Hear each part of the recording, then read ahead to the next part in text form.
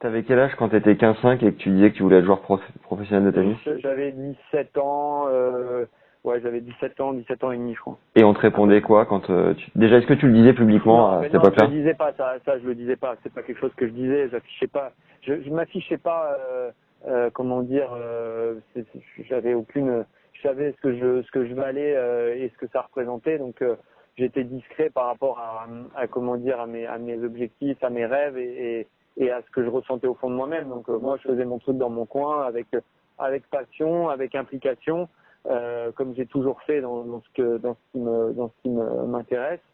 Et puis voilà, après, bien entendu, qu'on a dû se foutre de ma gueule ou dire mais c'est qui ce type? Moi, je partais dans toute la France à 15-5. Je jouais des tournois à Lille, vraiment dans toute la France. Je me suis retrouvé dans des tournois et je demandais aux gens, voilà, est-ce que je peux être hébergé? Est-ce que vous pouvez venir me chercher à la gare? Non. Ils comprenaient pas quoi, qu'un 15-5 ou un 15-1 ou un 2-6 viennent de Cannes pour jouer un tournoi, jouer à 9 heures du soir.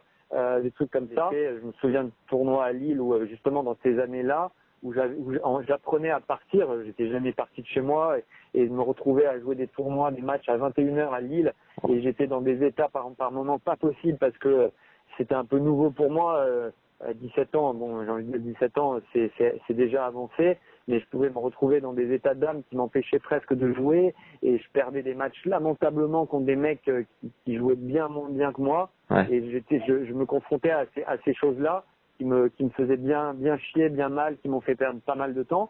Mais voilà, ça a été un peu ma formation personnelle pour pouvoir avancer et faire quand même ce que j'avais envie de faire. Voilà, j'étais face à des trucs qui me barraient la route.